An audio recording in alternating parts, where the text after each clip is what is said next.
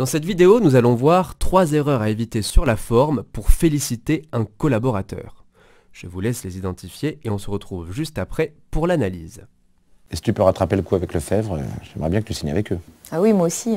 Surtout qu'il te suffisait de lâcher du lest sur la maintenance pour remporter l'affaire. Bah oui, je sais.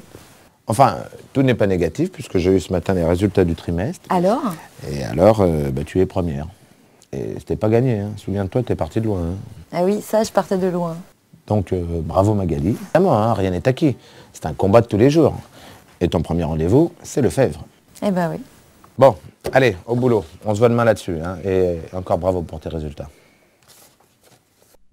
Alors, quelles sont les 3 erreurs de Fabrice sur la forme? Première erreur, il encadre ses félicitations entre 2 sujets.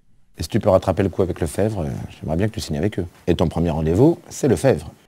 Quand le manager évoque un autre sujet que les félicitations, l'entretien est dilué et perd de son efficacité. Son collaborateur a l'impression qu'il est fait à la sauvette et qu'il n'est pas sincère. Et c'est la 2e erreur du manager. Il fait des félicitations de circonstance.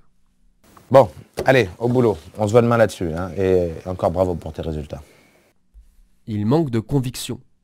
On comprend bien que ces félicitations ne sont pas sincères. C'est juste un prétexte pour faire passer sa demande sur Lefebvre. Et elles produisent l'effet inverse. Elles deviennent démotivantes. Dernière erreur, il assortit ses félicitations de critiques. Surtout qu'il te suffisait de lâcher du lest sur la maintenance pour remporter l'affaire. Alors évidemment, hein, rien n'est acquis. C'est un combat de tous les jours. Et ton premier rendez-vous, c'est Lefebvre. Quand le manager associe des critiques aux félicitations, le collaborateur ne retient en général que les critiques. Et il se dit que les félicitations n'étaient qu'un prétexte pour faire plus facilement passer des reproches. Ce qui va créer chez lui un réflexe de méfiance. Les félicitations annoncent toujours des critiques. En résumé ici, les 3 erreurs à éviter sur la forme pour féliciter un collaborateur, c'est encadrer les félicitations entre 2 sujets, faire des félicitations de circonstance et assortir les félicitations de critiques.